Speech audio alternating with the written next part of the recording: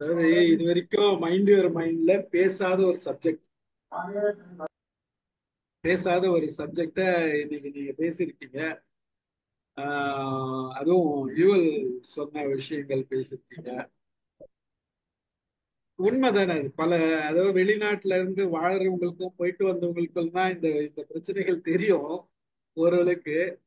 ஸ்ரீதர் சாருக்கெல்லாம் நல்லாவே தெரியும், பல கண்ட்ரி போயிருக்காரு, அங்க இதுல இருந்திருக்காரு, அதனால பல விஷயங்கள் தெரியும். உம். இப்ப இந்த ஸ்டாண்டர்ட் இப்ப நீங்க சொன்னதை பாத்தீங்கன்னா ரிக்வயர்மெண்ட் இப்ப சாதாரண இமிகிரேஷன் வெளிநாடுகளை விட்டுருவோம். இப்ப இன்னைக்கு தமிழ்நாட்டுல ஏன் நார்த் இந்தியன்ஸ் நிறைய பேர் இருக்காங்க? காரணம் என்னன்னா, அவங்க செய்யற வேலையை இங்க நம்ம செய்யறதுக்கு ரெடியா இல்லை. ஏன்னா எல்லாரும் இன்ஜினியர் ஆயிட்டாங்க. நாங்க இதெல்லாம் பெருகலாம் மாட்டோம், கூட்டலாம் மாட்டோம், ரெடி ஆயிட்டாங்க. கடையில வேலை செய்ய மாட்டோம், ரெடி ஆயிட்டாங்க. இன்னொரு விஷயம்னா, நீங்க கொடுக்கறதுக்கு சம்பந்தத்துல நாங்க வேலை செய்ய முடியாது, நீங்க சொல்ற டைம்க்குலாம் நாங்க வேலை செய்ய முடியாது. அந்த மாதிரி கண்டிஷன்ஸ் எல்லாம் வந்ததுனால அவன் ரெடியா இருக்கான். பண்டவரா நான் இருக்கிறேன், எனக்கு சாப்பாடு மட்டும் கொடுத்துரு, நான் இருக்கு, உனக்கு என்ன வேணா வேலை செய்யறேன் அப்படின்ற மாதிரி. இப்ப அவங்க எல்லாம் பாத்தீங்கன்னா இமிகிரண்ட் தான். அவங்க எல்லாம் அடிமையான்னு கேட்டா நம்ம செய்யாததுனாலதானே இங்க அவங்க வந்திருக்கிறாங்கன்றது ஒரு பக்கம். எந்த அளவுக்கு நம்ம வரவேற்கிறோம் அவங்கள. இப்ப நீங்க சொன்ன மாதிரி ஒரு பக்கம் தேவைன்றது இருந்தாலும் பல நேரங்கள்ல நம்ம என்ன சொல்றோம்னா, எங்க பாரு நார்த் இந்தியன் வந்துட்டான், எங்க பாரு நார்த் இந்தியன் வந்துட்டான். நம்ம செய்யறதுக்கு ரெடியா இல்லைன்றதை அக்செப்ட் பண்றது கிடையாது. ஆனா நார்த் இந்தியன் வந்துட்டான்றதை மட்டும் சொல்லிட்டு இருக்கோம் தவிர அந்த ஒர்க்கெல்லாம் நம்ம செய்யறதுக்கு ரெடியா இல்லை அப்படின்னு எல்லா இடத்துலயும் இருக்கிறாங்கன்றது நிதர்சனம், உண்மை. கவனிக்க வேண்டிய செய்தி. ஒரு சின்ன ஒரு ஸ்டேட்ல இருந்து இன்னொரு ஸ்டேட்டுக்குள்ளார வர்றதே இவ்வளவு விஷயங்கள் இருக்குதுன்னா, ஒரு கண்ட்ரி டு கண்ட்ரி போறதுல எவ்வளவு பிரச்சனைகள் இருக்கு. அந்த கண்ட்ரியோட மேனேஜ்மெண்ட்க்கு இன்னைக்கு ஒவ்வொரு ஆட்சி மாறும் போதும் அந்த ஸ்டைல் எல்லாம் மாறுதுன்றது உண்மை. பார்ப்போம் சார்லாம் என்ன சொல்றாங்க அப்படின்னு சொல்லிட்டு. யார் பேசுறது? ஸ்ரீதர் சார், நீங்க பேசுறீங்களா?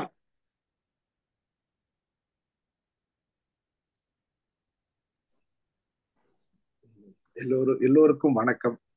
நாட்டு எல்லாத்துக்கும் எல்லோருக்கும் வணக்கம். ஃபர்ஸ்ட் ஓகே, நல்லா ப்ரெசென்ட் பண்ணாரு பிரீஃபா. அதுதான் பாயிண்ட், அவர் சொன்னது ஆக்சுவலா பாயிண்ட். இமிகிரேஷன்ங்கிறது ஹைலி சப்ஜெக்டிவ் அண்ட் சப்ஜெக்டிவ். இது நீங்க சொன்ன மாதிரி வித்தின் த கண்ட்ரிலே இமிகிரேஷன் ப்ராசஸ் இருக்குது. Of course we don't give them any legal procedures கிடையாது. இப்போ பீகார், ஒரிசால இருக்கவங்க அங்க their cost of living is high, at the same time salary is less. So அவங்க என்ன பண்ணா வர்றது, சில பேருக்கு வேலையும் கிடைக்காது, அன்எம்ப்ளாய்மெண்ட் ப்ராப்ளம் இருக்கும். ஸோ அதனால இந்த ஆங்கிள் பாக்குறப்ப என்ன பண்ணாங்கன்னா, தி ஃபைண்ட் தமிழ்நாட்டில் நிறைய வேலை இருக்குது, கன்ஸ்ட்ரக்ஷன் இருக்குது, ஏகப்பட்ட வேலை இருக்குன்னு நீங்க வர்றப்ப என்ன ஆகுது அப்படின்னோம்னா, their food is taken care of, accommodation to some extent taken care of, and they get some reasonable salary. அதை வச்சுக்கிட்டு அவங்க திருப்பி பேக் ஹோம் அனுப்புறாங்க. அது போறப்ப அங்க இருக்கிற அவங்க ஃபேமிலி இருக்கிற குழந்தைகள் எல்லாம் படிக்குதுங்க. ஸோ அதனாலதான் நிறைய பேர் இந்த மாதிரி பீகார், ஒரிசா ஏகப்பட்டது இங்க வர்றாங்க. அப்ப என்ன, நம்ம இந்தியாவுக்குள்ளேயே இவ்வளவு டிஃபரன்ஸ் இருக்குது. ஒரு state is welcoming, not only south India நிறைய பேர் வெல்கம் பண்றாங்க. இன்னொரு மற்ற ஸ்டேட்ல இந்த ப்ராப்ளம் இருக்குது. அதாவது what is required for them, they are not getting it. அதனாலதான் இருக்குது. இதேதான் இது வித்தின் த கண்ட்ரிக்குள்ள இருக்கிறப்ப all over the world எடுத்தோம்னா each country has got some problem. அதனால மக்கள் they will try to move from one place to another country. That is always the case. அப்புறம் அவர் சொன்ன மாதிரி ஒருத்தர் எதுக்கு ஒரு நாட்டுக்கு போறாங்க அப்படின்னா, obviously some 3-4 reasons as he exactly said. ஒன்னு better prospects இருக்கும். இங்க he has been working, but he finds if you go outside you may get better growth, number one. Number two, better salary, number two. Number three, he said security. Not necessarily you'll get security in all the countries. That is the bottleneck, because if you go to country X, may be good. It's a relative terms. Some other country it will be very bad, but still, because of the first two reasons, people will go. They will go to the country where the security is at risk, but still they will go and try. So these are the reasons. But the pro and anti basically politically motivated scheme. Many countries is politically motivated. Okay, pro anti not the people over there either supporting or is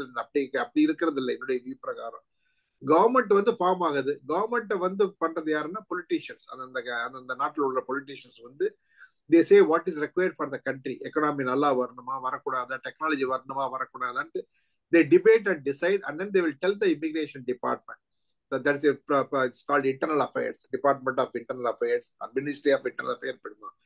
அவங்க சொல்லுவாங்க யாரார கூப்பிடணும் யாரார கூப்பிடக்கூடாது, எதுக்கு கூப்பிடணும் எதுக்கு கூப்பிடக்கூடாது, இதெல்லாம் debate பண்ணிட்டு then normally they will support some sections, they may not support other sections. அது வந்து எல்லா கண்ட்ரீஸ்லயும் இருக்குது.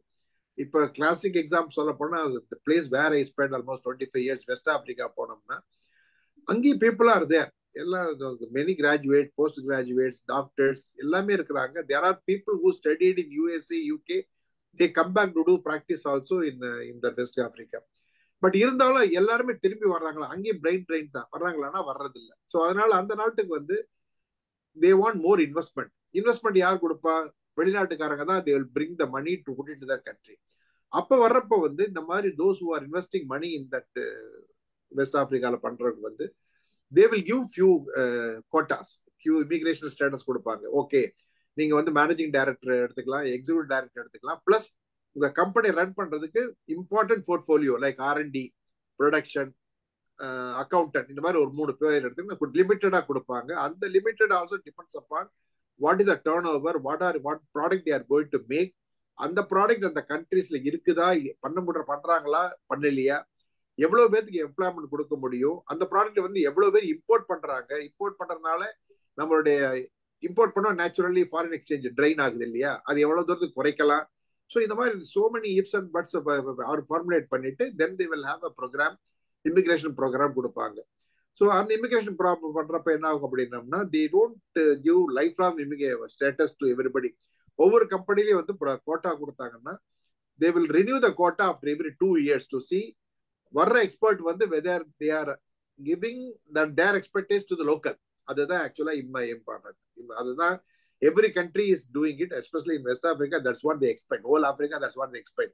Whatever expert you have, whether you are able to pass on to the local people, so that the local people will understand and they will, guide the system. அதுதான் பண்ணுவாங்க basically. அதனால every 2 years வந்து quota சிஸ்டமே approval not approval இருக்கும். ரெண்டாவது வந்து ஒரு immigrant அங்க போனாங்கன்னா whether that performance is okay, whether we should continue அப்படிங்கறத அவங்க டிசைட் பண்ணுவாங்க.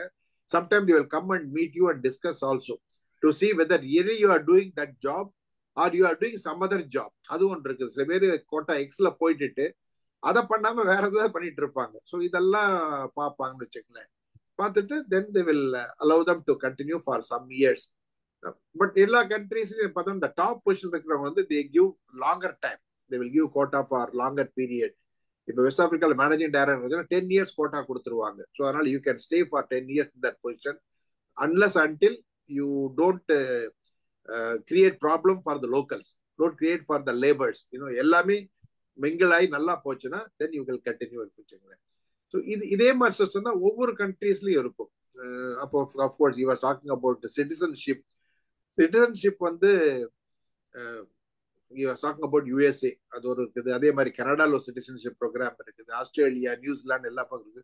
சில கண்ட்ரீஸ்ல வந்து சிட்டிசன்ஷிப் கிடைக்கிறதுக்கு வந்து it takes very longer time. சில கண்ட்ரீஸ்ல வந்து it's easy to get within the shorter time இருக்கு வச்சுக்கலாம். So that is depending upon the individual countries, individuals yardstick, individual political employment, and you also want to say to what extent the economy of the country can be improved, the talent can be improved, the technology can be improved. At the same time, the social welfare will be improved. இதெல்லாம் பார்ப்பாங்க. இது பார்க்குறப்ப என்ன ஆகுன்னா, there are some detrimental factor இருக்குது. Like some people migrate and make terrorism. They bring unrest to the country. அவங்களெல்லாம் இருக்காங்களான்னு அதுவும் ஒரு தடவை செக் அண்ட் பேலன்ஸ் வச்சு பார்த்துட்டு இருப்பாங்க. ஸோ இதுதான் ஜென்ரலா நடக்கக்கூடியது வச்சுக்கங்களேன். So this is what it is. As the time goes on, if someone want to support பண்ணணும்னு மறுபடியும் பேசுறேன் நான். Thank you very much. Thanks. Thank you sir. Thank you very much. Velammal madam எதனா சொல்றீங்களா? வணக்கம் சார். இந்த இமிகிரேஷன் நமக்கு இந்த காலத்துல இல்ல, எல்லா காலகட்டத்திலயும் இது நடந்திருக்குன்னு நமக்கு தெரியும். அது நீங்க சொன்ன மாதிரி ஒரு நாட்டுக்குள்ளேயே இன்னைக்கு ரொம்ப தீவிரமா நடந்துட்டு இருக்கு. அதுக்கு பல காரணங்கள். இன்னைக்கு நம்ம அன்னைக்கு கூட ஒரு செய்தி பார்த்திருப்பீங்க, ஒரு ரயில் பெட்டியில வந்து கிட்டத்தட்ட 3000 வடக்க உள்ளவங்க வந்து வித்தவுட் டிக்கெட் ஏறி இருந்தாங்க. அப்புறம் அவங்கள இறக்கி விட்டு இந்த ஜோலார்பேட்டையில இறக்கி விட்டு ரொம்ப பிரச்சனை எல்லாம் ஆச்சுங்க. அப்ப அவ்வளவு பேர் இங்க இடம்பெயர்ந்து வாராங்க அப்படின்னா நீங்க சொன்னது மாதிரி காரணம் வந்து தொழிலுக்காகத்தான். அந்த நம்ம ஊர்ல உள்ள மக்கள் வந்து இப்போ ரெண்டு விஷயம் இங்க நம்ம பார்க்கணும். ஒண்ணு, படிப்பு அதிகமாயிட்டது. நம்முடைய தென் மாநிலங்களை பொறுத்தவரையில எல்லா மாநிலங்களுமே இன்னைக்கு நிறைய வந்து ஆண் பெண் வேறுபாடு இல்லாம படிப்பு நிறைய படிச்சுட்டாங்க. குறிப்பா பாத்தீங்கன்னா எல்லாருமே இன்ஜினியரிங் அந்த மாதிரி நல்ல உயர்கல்வியே பெறுவதற்கான பல வாய்ப்புகள் தென் மாநிலங்கள்ல இருக்கு. அதே இது வட மாநிலங்கள்ல இல்ல. அது ஒரு முக்கியமான காரணம். அதனால அங்க இருந்து உங்களுக்கு இங்க குடிபெயர்ந்து வராங்க, சம்பளம் குறைவா வாங்குறாங்க. அவங்களுக்கு வேற சாப்பாடு கூட இவங்க ரொம்ப கொடுக்க வேண்டாம். அவங்களுக்கு அந்த உணவுக்கான அந்த பொருளை கொடுத்துட்டா போதும். அவங்க வந்து நல்லா அதை வச்சு அந்த அவங்க என்ன சப்பாத்தி அது மாதிரிதானே சாப்பிடுறாங்க. அவங்களே போட்டு ஈஸியா சாப்பிட்டுக்கிறாங்க. ரொம்ப அவங்க நீட்னஸ் பாக்குறது இல்ல, எந்த இடத்துலனாலும் வசித்துக்கிறாங்க. இந்த மாதிரி ஒரு சூழல்ல இன்னைக்கு இந்த ஒரு நிலைப்பாடு இந்தியாவுக்குள்ள இருக்குது. இதே மாதிரி வெளிநாடுகள்லயும் நமக்கு நம்முடைய மாணவர்கள் பிரெயின் ஸ்டாம்னு அந்த காலத்திலேயே சொல்லுவோம். அந்த மூளை இதுக்காக அவங்க வந்து நிறைய இங்க இருந்து அந்த வெளிநாடுகளுக்கு சென்று தங்களுடைய உழைப்பையும் இதையும் கொடுக்குறாங்க. அதுக்கு இப்ப தம்பி போன்றவர்கள், ஸ்ரீதரையா, நீங்க எல்லாருமே வெளிநாட்டுல இருந்து போயிட்டு வந்தவங்க தான், உங்களுக்கு நல்லா தெரியும். நம்ம உழைப்பு வேற. நம்முடைய உழைப்புங்கிறது வந்து நம்ம நேரம் பார்க்க மாட்டோம், கூட கொஞ்ச நேரம் பார்ப்போம் வேலை. அவங்க அப்படி இல்லை, சரியா 4 மணினா அது பாதி வேலையா இருந்தாலும் அப்படியே போட்டுட்டு எழுப்பி பாப்பா சொல்லுவா, அப்படியே போட்டுட்டு எழும்பி போயிருவாங்க அப்படின்னு சொல்லுவா. அது மாதிரி நம்ம ஆட்கள் அப்படி இல்லை, அது எப்படியாவது போராடி அன்னைக்குள்ள முடிச்சிடும். அப்ப அதனால நம்ம ஆட்களுக்கு நிறைய அங்க வேலையும் கிடைக்குது, நிறைய வேலை இருக்குது. தம்பி சொல்லும்போது ரொம்ப அழகா சொன்னாங்க. அதெல்லாம் எப்படி அந்த உணவு பழக்க வழக்கம் கூட நமக்கு கஷ்டமா இருக்கும். அது எப்படி நம்ம சும்மா ஒரு 10 நாள் 15 நாள் 1 மாசம் 2 மாசம் போயிட்டு வர்றதுக்கே அவ்வளவு சிரமப்படுறோம். அங்க போய் அந்த உணவு பழக்கங்களுக்கு உள்ளாகிறது, அவங்களுக்கு ஏத்த நம்மளை மாத்திக்கிறது. இது மாதிரி எல்லாம் இது உலகம் முழுவதும் எந்த காலத்திலும் இது நடந்திருக்கிறது. அந்த காலத்துல வந்து நம்ம ஆட்கள் தான் முத கப்பல்ல எல்லாம் போயிருக்கிறாங்க. அந்த ஆமைகள் போன வழியை பார்த்து அவங்க போனதாட்டு வரலாறுலாம் நமக்கு இருக்குது. இந்த இமிகிரேஷன் வந்து எல்லா காலகட்டத்திலயும் நடந்துகிட்டு தான் இருந்திருக்குது. அத ரொம்ப அழகா சகோதரர் வந்து ரொம்ப அழகா தம்பி சொன்னாப்ல. எப்படி அந்த இதுன்னு ரொம்ப ஒரு அழகான மென்மையான நடையில எல்லாருக்கும் புரியுற விதத்துல ரொம்ப நல்லா சொன்னாரு. வாழ்த்துக்கள். சாருக்கும் என்னுடைய நன்றியை சொல்லுகிறது. நன்றி நன்றி மேடம். நன்றி நன்றி. முருகேஸ்வர பாண்டியன் சார் சொல்லுங்க. இல்ல இத இமிகிரேட் ஆகி அமெரிக்காக்கெல்லாம் போயிடுறாங்க. அங்க சிட்டிசன்ஸ் ரொம்ப நாள் ஆகி சிட்டிசன்ஷிப்பும் வாங்கிடுறாங்க. அவங்களுக்கு வந்து இந்தியன் சிட்டிசன் இருக்குமா அல்லது ஏதோ ஒரு நாட்டு சிட்டிசன்ஷிப் தான் இருக்குமா? அப்புறம் அவங்க திரும்பி வந்தாங்க இந்தியாவில் வந்து மறுபடியும் இந்தியாவுக்கு வந்துடுறாங்க, அங்கே போகிறது இல்லை அப்படின்னா அந்த சிட்டிசன்ஷிப் இருக்குமா அல்லது கேன்சல் ஆயிருமா? அதுக்கெல்லாம் என்ன கால வரையறை எதுவும் இருக்கா? ஆக்சுவலா என்ன பண்றாங்கன்னா சார், லைக் இப்ப அமெரிக்க சிட்டிசன்ஷிப் வாங்கிட்டாங்க அப்படின்னா India doesn't allow dual citizenship. இப்ப ஜெர்மனி பாத்தீங்கன்னா ஜெர்மனி டூவல் சிட்டிசன்ஷிப் அலோ பண்ணும். அப்ப நான் ஜெர்மன் பீப்புளோட யூஎஸ்ல வேலை பார்க்கும்போது அவங்க 2 பாஸ்போர்ட் வச்சிருப்பாங்க, ஜெர்மன் பாஸ்போர்ட்டும் வச்சிருப்பாங்க, யூஎஸ் பாஸ்போர்ட்டும் வச்சிருப்பாங்க. அப்ப 2 பாஸ்போர்ட்டும் அவங்க யூஸ் பண்ணிக்குவாங்க. ஜெர்மனி போறப்ப ஜெர்மன் பாஸ்போர்ட் யூஸ் பண்ணுவாங்க, யூஎஸ் பாஸ்போர்ட் யூஸ் பண்ணுவாங்க. அது டூவல் பாஸ்போர்ட்டும் இருக்கு. இந்தியாவை பொறுத்தவரை இந்தியா டூவல் பாஸ்போர்ட் அலோ பண்ணாது. நாட்டு குடியுரிமை எடுக்கிறீங்க அப்படின்னா we have to give up the Indian citizenship. அப்ப கிவ் அப் பண்றப்ப நம்ம பேர்ல விளை நிலங்கள் இருந்தா அதெல்லாம் கொடுத்துடணும்.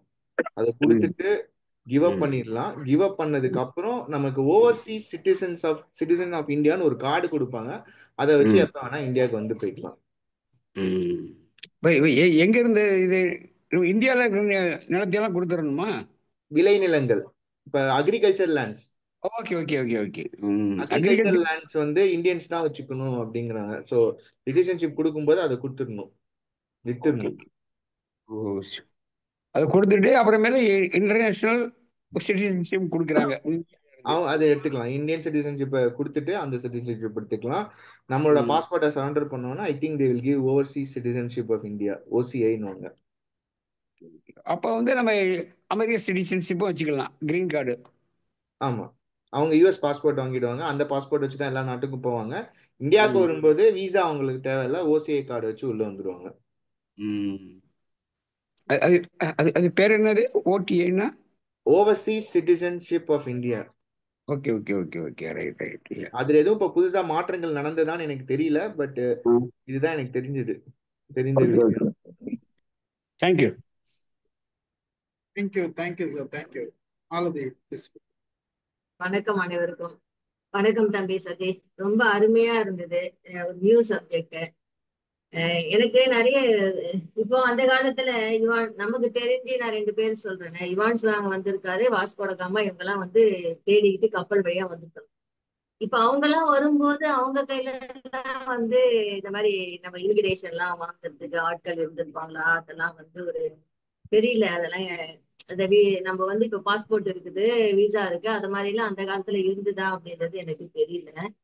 அது ஒண்ணு கேட்கணும் அப்படின்னு நினைச்சேன். அதே மாதிரி இப்ப நாங்க சவுதியில இருந்துட்டு பையன் 10th எக்ஸாம் எழுதி முடிச்சுட்டு இங்க வந்து சேர்றதுக்கு நாங்க +1 வந்தோம், ஒரு பெரிய ஸ்கூல்ல தான். அப்போ அங்க வந்து எல்லாமே முடிஞ்சிச்சு ப்ரொசீஜர். அதுக்கப்புறம் திடீர்னு மைக்ரேஷன் சர்டிபிகேட் ஒண்ணு அட்டாச் பண்ணணும் அப்படின்னு சொல்லிட்டாங்க. அதுக்கப்புறம் நாங்க எல்லாத்தையுமே வெக்கேட் பண்ணிட்டு வந்துட்ட பின்னர் அப்புறமா எங்க ஃப்ரெண்டு ஒருத்தவங்க இருந்தாங்க, அவங்கதான் வந்து ஸ்கூல்ல போயிட்டு அந்த மைக்ரேஷன் சர்டிபிகேட்டை வந்து அவங்க வாங்கின்னு வந்து கொடுத்தாங்க. அதுக்கப்புறம் நாங்க ஸ்கூல்ல சப்மிட் பண்ணோம். அதுக்கப்புறமா அவங்க வந்து அதை ஒத்துக்கினாங்க. அதே மாதிரி நாங்க நிறைய பார்த்திருக்கோம். சவுதியில இருக்கும்போது நிறைய பேர் வந்து இந்த நீங்க சொன்ன மாதிரி டெய்லர்ஸ் அவங்க எல்லாம் வந்து திடீர்னு அவங்க கையில வந்து அங்க இக்காமான்னு ஒண்ணு இருக்கும், அதை ரினிவல் பண்ணணும். அதை பண்ணாம இங்க விசா மாதிரி அங்கெல்லாம் இக்காமான்னு ரினிவல் பண்ணாம கொள்ளாம இருக்கும்போது திடீர்னு என்ன ஒரு சடன் டெத் வந்துச்சுன்னா கூட அவங்களால ஊருக்கு போவாம அவங்க கஷ்டப்பட்டிருக்காங்க. நான் கண் கூட பார்த்திருக்கோம். ஒரு டெய்லர் அவங்க அம்மா இறந்துட்டாங்க, அப்ப அவரால் போக முடியல அந்த ஸ்பாட்டு. அப்படிலாம் கஷ்டப்பட்டிருக்காங்க. இது சொல்லணும்னு நினைச்சேன். இப்போ இந்த அதே மாதிரி நான் இப்போ யுவான் சுவாங் வாஸ்கோட காமா சொன்ன மாதிரி அந்த காலத்துல கம்போடியாவுக்கு தமிழ் மன்னர்கள் போயிருக்கிறாங்க. அங்க போய் கோயில், உலகத்திலேயே ஒரு பெரிய கோயில், தமிழ் கோயில் வந்து கம்போடியால தான் இருக்குதுன்றாங்க. அப்ப இங்க இருந்து போய் தமிழ் மன்னர்கள் அங்க இருந்து வாழ்ந்திருக்காங்க. அதனாலதான் அங்க கம்போடியால நிறைய தமிழ் மக்கள், தமிழ் பேசுறவங்க இருக்கிறாங்க கொஞ்சம் பேர். அதே மாதிரி மலேசியா, சிங்கப்பூர், இங்க எல்லாமே தமிழ் மக்கள் இருக்கிறாங்க. அதெல்லாம் எப்பவுமே இப்ப நம்ம பிரிட்டிஷ் வந்து இப்ப பிரெஞ்சோ பிரிட்டிஷோ டச்சோ வந்த பின்னர் தான் இவங்க எல்லாம் போனாங்களா அப்படின்ட்டு தெரியல. அந்த காலத்திலேயே நம்ம ராஜாக்கள் இருந்த காலத்திலேயே அவங்க எல்லாம் போயிருப்பாங்க அப்படின்ற மாதிரி எனக்கு தோணுது. அப்பெல்லாம் வந்து ஆனா வரி மட்டும் வந்து விதிச்சிருக்காங்கன்னு சொல்லிட்டு நம்ம நிறைய புக்கு படிக்கும் போது வெளிநாட்டுல இருந்து வந்த அந்த வெளியூர்ல இருந்து வர பொருள்களுக்கு வரி விதிச்சாங்க, இங்க இருந்து போறதுக்கு சுங்க வரி விதிச்சாங்க அப்படின்ற மாதிரி நம்ம ஒரு சில குறிப்புகள் இருக்கு, புக்ல நம்ம படிச்சிருக்கோம். இப்ப இது அதே மாதிரி இப்போ கி ராஜநாராயணனோட புக்கு நான் கோபல்ல கிராமம்னு ஒண்ணு படிச்சேன். அதுல வந்து நம்ம ஊருக்குள்ளே இந்தியாக்குள்ளவே ஒரு ராஜாவுக்கு பயந்து ஓடி வராங்க, ஓடி வராங்க. நம்ம வந்து பிழைப்புக்காக ஓடி போறோம் அப்படின்னு சொல்லிட்டு நீங்க இவ்வளவு நேரம் அதெல்லாம் சொன்னீங்கல்ல வாதத்தை, பயந்தும் ஓடி வந்திருக்காங்க அந்த காலத்துல. பயந்து வந்த ஒரு குடும்பம் பருகி நிறைய நிறைய அந்த அவங்க மக்கள் வந்து பெருகி ஒரு கிராமத்தையே உருவாக்கி அந்த இடத்துல வந்து ஒரு தெலுங்கு கம்யூனிட்டி வந்து நிறைய உருவாச்சு அப்படின்றது அவர் கி ராஜா நாராயணன் எழுதியிருப்பாரு. அவரு வந்து அந்த கதை எழுதுறதுக்கு எது தூண்டுதலா இருந்ததுன்னா, அவர் வந்து பாண்டிச்சேரியில செட்டில் ஆயிருக்கும் போது, சின்ன பையனா இருக்கும்போது பக்கத்துல ஒரு விழாவுக்கு போறாரு. பக்கத்து வீட்டு விழாவுக்கு போகும்போது அவங்க வீட்டுல வந்து கன்னடாஸ் அவங்க அவங்க அந்த ஃபங்க்ஷன் பண்றதுக்கு முன்னாடி வாசல்ல வச்சு ஒருத்தரை தொருத்துவாங்க. அந்த சாங்கியம் செய்யும் போது இவர் பார்த்துன்னு வந்துட்டு வீட்டுல வந்து அவங்க பாட்டி கிட்ட கேட்கும்போது அவங்க பாட்டி தான் சொல்லுவாங்க, நம்மளும் வந்து அவங்க வந்து அந்த மாதிரி ராஜாவுக்கு பயந்துகிட்டு ஓடி வந்தாங்க கன்னட நாட்டுல இருந்து, அதனால அவங்க அந்த மாதிரி பண்றாங்க, நம்மளுமே வந்து அந்த மாதிரிதான் தெலுங்கு தேசத்துல இருந்து ஓடி வந்தோம்னு சொல்லிட்டு அவங்க சொன்னாங்களாம். அதை வச்சுதான் அவர் வந்து அந்த கொஞ்சம் எல்லாத்தையும் சேர்த்து அந்த கோபலபுரம் கிராமம் அப்படின்ற ஒரு கதையை உருவாக்குனாரு. அவங்க வேற மொழி பேசினாங்க. இங்க வந்து கொஞ்சம் கொஞ்சமா சுத்து வட்டாரத்துல இருக்கிறவங்களோட எல்லா மொழியையும் இவங்க கத்துக்கிட்டு இவங்க மொழியை அவங்களுக்கு சொல்லி கொடுத்தாங்க. அவங்க மொழியை, ஏன்னா இவங்க வந்து நம்ம பரஸ்பரம் அவங்க மொழியை அவங்க பொருள்களை மாத்தணும், பண்டமாற்றம் நடக்கணும், அது மாதிரி இருக்கும்போது அவங்க மொழியை கத்துக்கிட்டாங்க, கொண்டுட்டாங்க அப்படின்ற மாதிரி அவர் வந்து ஒரு எலாபரேட்டா எழுதியிருக்கிறாரு. அப்பெல்லாம் வந்து இந்த மாதிரி மைக்ரேஷன் இருந்ததா, இவ்வளவு ஸ்ட்ரிக்டா இருந்ததா அப்படின்றதெல்லாம் வந்து கேள்விக்குறியாதான் இருக்குது. இதுக்கு யாருன்னா எதனா தகவல் தெரிஞ்சா சொன்னா கொஞ்சம் நல்லா இருக்கும். இது மாதிரி எதனா இருந்ததுன்னா சொல்லுங்க. ஆனா உங்களோடது வந்து இந்த மைக்ரேஷன் பத்தி சொன்னது வந்து ரொம்ப அருமையா இருந்துப்பா. ரொம்ப தேவையான தகவல் தான் தம்பி. நன்றி, வாழ்த்துக்கள். தேங்க்ஸ்மா. நான் உங்களோட இதுக்கு ஒன்னே ஒன்று மட்டும் சின்ன கிளாரிபிகேஷன் கொடுக்குறேன். கம்போடியா வந்து பாத்தீங்க அப்படின்னா சோழர்கள் நினைக்கிறேன், அவங்க அதை வந்து கைப்பற்றிட்டாங்க. அப்படிங்கும்போது அது சோழர் நாடு தான் அது. அது வந்து மைக்ரேஷன் அந்த பீரியட்ல வந்து நிறைய வார், நம்ம போர்னா செஞ்சு ஜெயிச்சோம்னா அந்த நாடை கைப்பற்றிடுவோம். ஸோ அப்ப அந்த கைப்பற்றுதல் நடக்கும்போது என்ன ஆகும் அப்படின்னா அவங்க சோழ ராஜ்யம் ஆகிடுவாங்க. அங்க என்ன பிரச்சனை நடக்கும்னா, இப்ப நம்ம கம்போடியாவை கைப்பற்றியாச்சு. அப்ப கம்போடியர்கள் சோழ ராஜ்யம் பண்ணாங்கன்னா சோழர்கள் என்ன மாதிரி சொல்றாங்களோ அதுக்கேத்த மாதிரி அவங்க மாத்திக்கணும். அப்ப அந்த மாத்திக்கிறவங்க அந்த இடத்துல வார் கிரைம்ஸ் நடக்கும். இது இதெல்லாம் வந்து நான் சில படங்கள்னா எடுத்துக்காட்டு சொல்லணும்னா, ஆயிரத்தில் ஒருவன் படம் பாத்தீங்கன்னா அதுல கடைசியில பாத்தீங்கன்னா சோழர்கள் ஒரு தீவுல இருக்காங்க, அங்க போய் பாண்டியர்கள் வந்து கைப்பற்றி போர்ல ஜெயிக்க போறாங்க. அப்படிங்கும்போது ராஜா வந்து இறந்து போயிடுறாரு, அவங்க கையால சாகக்கூடாது அப்படின்ட்டு இன்னொரு இளவரசரை வந்து அனுப்பிச்சு விட்டுருவாங்க. ஸோ அப்ப அந்த மாதிரினா அந்த இடத்துல நடக்கும். அப்ப நான் இப்படிதான் இருப்பேன், மாற மாட்டேன் அப்படின்னு சொல்லிட்டு அது வேற மாதிரி, அது ராஜாக்கள் அப்படிங்கறதுனால. இன்னும் சில இடத்துலனா என்ன ஆகும்னா, ராஜா அங்க தோத்து போயிட்டாரு அப்படிங்கும் போதே ராஜாவோட ராணிங்க எல்லாமே வந்துட்டு சத்தி பிராக்டிஸ் பண்ணுவாங்க. இதெல்லாம் இருந்தது பழைய காலத்துல. இப்ப நம்மளால பார்டர் எக்ஸ்டெண்ட் பண்ண முடியாது, அதனால border all fixed. Except like காஷ்மீர்ல மட்டும் நமக்கு சின்ன கான்ஃபிளிக்ட் இருக்கு எது பார்டர்னு, but borders are all fixed. அப்புறம் அந்த வரி அப்படிங்கிறது அது வந்து வணிகத்துல வரும், கம்ப்ளீட் இமிகிரேஷன்ல வராது. Even now like few people travel for business travel, so அதெல்லாம் இருக்கு. ஸோ அது வந்து இது பண்ண முடியாது. பட் நீங்க சொன்ன கோபால கிராமம் ஆக்சுவலி நான் நோட் பண்ணேன், ஆனா இன்னைக்கு நான் பேசல, அதையுமே சொல்லணும்னு நினைச்சேன். நீங்க ஒரு புத்தகத்துல நீங்க சொன்னீங்க அப்படின்னு, நல்லவேளை நீங்க அதை ரிமைண்ட் பண்ணிட்டீங்க. That is perfect example of immigration. செக்யூரிட்டின்னு நான் சொன்னேன்ல, அவங்களுக்கு அங்க வந்து செக்யூரிட்டி இல்ல, ராஜா அச்சுறுத்தல் இருந்தனால அவங்க இன்னொரு நாட்டுக்கு இது பண்ணி வந்துட்டாங்க. நைஸ். தேங்க்யூப்பா. தேங்க்யூ.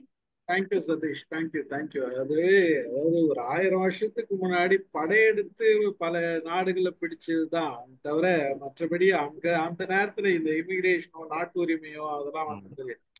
என்னன்னா நம்ம சோழர் காலத்துல இருந்து இப்ப இங்க நம்ம ஒரே இடத்துல இப்போ சேர சோழ பாண்டியன் 3 இடத்துல இருந்ததுனால அங்க இருந்து இங்க போனவங்க என்ன பண்ணாங்க, ஒரு ஒரு சிலர் போயிருப்பாங்க, வீடு மாத்தி போயிருப்பாங்க, இல்ல ஏதாச்சும் கல்யாணம் கட்டிக்கிட்டாங்க. அந்த காலத்துல ராஜாக்கள்லாம் பொண்ணு எடுத்தாங்க பக்கத்துல இருந்து. பொண்ணு எடுத்து பொண்ணு கொடுத்தாங்க, பொண்ணு எடுத்தாங்க, அதெல்லாம் கல்யாணம் பண்ணாங்க. அவங்க இந்த நாட்டுக்கு வந்தவொடனே இந்த நாட்டுக்காரங்க அவங்க ஆக்கிடுறாங்க. அப்பப்ப சொல்றது மட்டும் அந்த மாதிரி கதைகள்லாம் இருக்குது, எழுத்துக்கள்லயும் இலக்கியங்கள்லயும் இருக்குது. ஆஹ் வீரமாமுனிவர் பத்தி தம்பி சொன்னதால இப்ப நமக்கு ஃபேமஸா இங்க வீரமாமுனிவர் வந்து அந்த இடத்துல வந்து அவர் வந்து ஒரு ஃபாதர் தானே, கிறிஸ்டியன் ஆர்சி ஃபாதர் தான் அவரு. அவர் வந்து இங்க தமிழை கத்துக்கிட்டு களம்பகம் அப்படின்ற ஒரு புக்கே எழுதியிருக்கிறாரு. அதே மாதிரி திருக்குறள் வந்து காமத்துப்பாலை மட்டும் விட்டுட்டு இந்த 2 அதிகாரத்துக்கும் வந்து மொழிபெயர்ப்பு பண்ணியிருக்கிறாரு. நிறைய கிறிஸ்துவ பணி பண்ணியிருக்கிறாரு. அவரை கொண்டாடுறாங்க. நாங்க வந்து ஏலாக்குறிச்சி அப்படின்ற ஒரு இடத்துக்கு போயிருந்தோம். அந்த இடத்துலயும் வீரமாமுனிவர், கோணாங்குப்பம், வடுகர்பேட்டை, அது மாதிரி ஒரு சில ஏரியால எல்லாம் அவர் வந்து மதத்தையும் பரப்பியிருக்கார். அதே மாதிரி தமிழையும் கத்துக்கிட்டு தமிழ் பணி ஆட்சி இருக்கிறாரு. அந்த ஒரு செப்பேடே வந்து இந்த ஏலாக்குறிச்சியில வந்து வீரமாமுனிவர் வந்து ஒரு மன்னரோட நோயை குணப்படுத்தினாரு. ஒரு நம்ம ஜபம் பண்ணி குணப்படுத்தினாரு அப்படின்ற ஒரு காரணத்துக்காகவே அந்த மன்னர் வந்து ஒரு 70 ஏக்கர் நிலத்தை வந்து அந்த அந்த இவர் வந்து மறைபரப்பு பண்ண அந்த பணி அந்த சர்ச்சுக்காக எழுதி கொடுத்துருக்கிறாரு. அந்த சீசா கல்வெட்டு இருக்குது, நாங்க போய் பார்த்துட்டு வந்தோம். அந்த மாதிரி வெளிநாட்டுல இருந்து வந்து ஒருத்தர் இந்த அளவு பண்ணியிருக்காரு. ஆனா அவரோட நீங்க இந்த அவரோட கல்லறை இருக்குதுன்னு சொன்னீங்களா, அது மட்டும் தெரியல எனக்கும். வந்து நான் இப்போ லாஸ்ட் டைம் போனப்போ கூட அந்த ஒரு ஃபாதர் கிட்ட அதை கேட்கணும்னு நினைச்சேன். அவரோட இது அங்க இருக்கு இங்க இருக்குன்றாங்க, அது உண்மையா, எங்கதான் இருக்கு அப்படின்னு கேட்கணும்னு நினைச்சேன். அந்த ஒரு விஷயத்த மறந்துட்டேன். அது வந்து தெரியல, அது உண்மையா அதுன்றது தெரியலப்பா. இதுதான் சொல்லணும்னு நினைச்சேன் வீரமாமுனிவர் பத்தி. நான் தேடின வரையும் கொச்சின் பக்கத்துல இருக்குன்னு சொல்லியிருக்காங்க, பட் அது எந்த அளவுக்கு ரெக்கார்ட்ல இருக்கிற மாதிரி போட்டிருக்காங்க, தெரியல. ஸ்டாலின் எதை பேசுறீங்க? ஸ்டாலின் வாங்க. Stalin good evening sir. ஆனா கேக்குதா? கேக்குது. கேக்குது. ஆனா சதீஷ் சூப்பரா இருந்துச்சுண்ணா செஷன். எனக்கு இந்த இமிகிரேஷன் சொன்னா நீங்க ஸ்டார்டிங்ல சொன்ன மாதிரி நான் என்ன நினைச்சோம்னா, நம்ம இங்க இருந்து அங்க போயிட்டாங்க கொஞ்சம் வருஷம் ஆச்சுன்னா அவங்களுக்கு வந்து அந்த அங்க இருந்து சிட்டிசன்ஷிப் கொடுத்துருவாங்க, அவ்வளவுதான் இமிகிரேஷன் அப்படின்னு நம்ம யோசிச்சுட்டு இருந்தோம். இப்ப நடுவுல இந்த வார்லாம் நடக்கும்போது கொஞ்சம் கொஞ்சம் புரிஞ்சுச்சு. பட் வந்து நீங்க அந்த சாப்பாட்டு வச்சு எக்ஸாம்பிள் சொன்னது, நம்ம சென்னையை வச்சு எக்ஸாம்பிள் சொன்னது, இதெல்லாம் வந்து எனக்கு ரொம்ப ஈஸியா இமிகிரேஷன்னா என்ன அப்படின்னு வந்து ரொம்ப கிளியரா புரிஞ்சிச்சு நல்லா. ஸோ சூப்பரா இருந்துச்சு செஷன். நான் இன்னும் கொஞ்சம் நேரம் போகணும்னு நினைச்சேன், பட் டக்குன்னு முடிச்ச மாதிரி இருந்துச்சு. இல்ல நான் திருப்பி ஆனா சூப்பரா லாஸ்டா ஒரு இருந்துச்சு. 4 நிமிஷம் பேசுவேன், அப்ப இன்னும் கொஞ்சம் கன்க்ளூஷன் ஆட் பண்ணுவேன் ஓ அதுக்காகவே. Okay done. நல்லா இருந்துச்சு, சூப்பர்ண்ணா. தேங்க்யூ ஸ்டாலின். ஸ்ரீதர் சார் வாங்க. ஏதோ ஸ்ரீதர் சார். சாரி, அதுக்குள்ள மெசேஜ் வெளியில இருந்து நைஜீரியால மெசேஜ் வந்துட்டு அதை பார்த்துக்கிட்டு இருந்தேன். இப்ப மேடம் சொன்ன மாதிரி அந்த காலத்துல வந்து மோஸ்ட்லி அவர் கிங்ஸ் எல்லாம் வந்து தே யூஸ் டு டிராவல், பக்கத்து நாட்டுக்கு போய் ஏதாவது பார்க்கணும். ஒண்ணு வந்து கான்குயர் பண்ற ஒரு ஐடியா இருந்திருக்குது. ரெண்டாவது வந்து அங்க போய் பார்த்துட்டு ஏதாவது பண்ண முடியுமா அப்படிங்கிற ஒரு ஐடியாவும் இருந்திருக்குது. ஏன்னா நம்ம கிட்ட வந்து நிறைய லோக்கல் ஸ்டப் இருக்கு இல்லைங்களா, அதை வந்து விற்கலான்ட்டு போயிருக்காங்க. பட் அதை காட்டிலும் முக்கியமா என்ன பண்ணிருக்காங்கன்னா, they want to dominate those places. அதனாலதான் அந்த Cambodia, Vietnam, Malaysia, even they gone up to Korea, இல்ல கடலமாக போயிட்டு அங்க வந்து போயிட்டு டாமினேட் பண்ண முடியுமான்னு பார்த்திருக்காங்க. டாமினேட் பண்றப்ப என்ன ஆச்சுன்னா, இந்த மாதிரி மலேசியாவில நல்லா டாமினேட் பண்ணாங்க. மலேசியா, தாய்லாந்துலாம் நல்லா டாமினேட் பண்ணாங்க. கொரியா போறப்ப தே could not dominate much, but அங்க போயிட்டு சில எல்லாம் பண்ணிட்டு வந்திருக்காங்க. ஸோ அதனால ரெண்டு டைப்பா எடுத்துக்கலாம். ஒண்ணு வந்து கேப்டிவிட்டி, அது எல்லா இடத்துலயும் அவங்களால கேப்டிவேட் பண்ண முடியல. மேபி கம்போடியால ஃபுல்லா பண்ணாலும் எனக்கு ஃபுல் ஹிஸ்டரி தெரியல, ஆனா பண்ணிருக்க சான்ஸ் இருக்கு. மற்ற இடத்துல எல்லாம் வந்து அவங்க வந்து they have gone to dominate themselves. ஏதாவது பண்ண முடியுமா வியாபாரம் அல்லது அங்க இருக்கிற இதை பொசிஷன் பண்ண முடியுமான்னு பார்த்திருக்காங்க.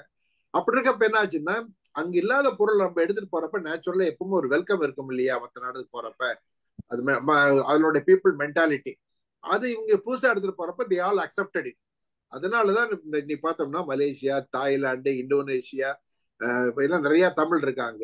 கொரியா போனீங்கன்னா many people they talk in Korea Tamil language also. அங்க வந்து கொரியா போனீங்கன்னா அம்மாவுக்கு வந்து நம்ம அம்மாங்கிற அங்கேயே அம்மா தான், அப்பாவுக்கு அப்பா அப்படிம்பாங்க. அவ்வளவுதான். நிறைய இது இருக்கும். அந்த மாதிரி ஆட்டுக்கல்லு, சிவபெருமான் லிங்கம், ஏகப்பட்ட ஐட்டம்ஸ் கொரியாவில் இருக்குது. அப்ப என்ன அர்த்தம், அது வரைக்கும் போயிருக்கிறாங்க.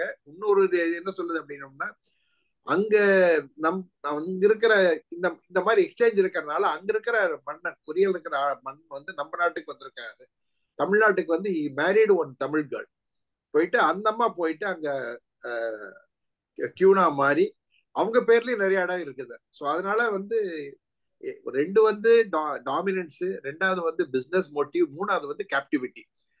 பட் கேப்டிவிட்டி எல்லா நாட்டிலையும் அவங்க பண்ணல, எக்ஸப்ட் மேபி ஸ்மால் கண்ட்ரிஸ் பண்ணியிருக்காங்க. பட் மற்ற இடத்துல எல்லாம் டாமினேட் பண்ணியிருக்காங்க. டாமினேட் பண்ண பியூர் ரீசன் என்ன அப்படின்னோம்னா கமர்ஷியல் அக்யூப்மெண்ட். ரெண்டாவது வந்து நிறைய ப்ராடக்ட் நம்ம இருக்குது, அதை கொண்டு கொடுக்க முடியும். அந்த நாட்டில் இல்லாத ப்ராடக்ட் உடனே தேர் ஆல் வெல்கம். அதுதான் basically. Even there got even China also many places. China போனதுக்கு மெயின் காரணம் வந்து நம்மளுடைய மெடிசன்ஸ். வந்து அவங்க சைனாக்கு நிறைய மெடிசன்ஸ், ஹோம் மெடிசன்ஸ் இருக்குது. நம்ம மெடிசன்ஸுக்கும் நிறைய போயிருக்காங்க, இங்கிருந்து போயிட்டு டெவலப் பண்ணியிருக்காங்க வச்சுக்கலேன். ஸோ இதுதான் பேசிக்கலி இது.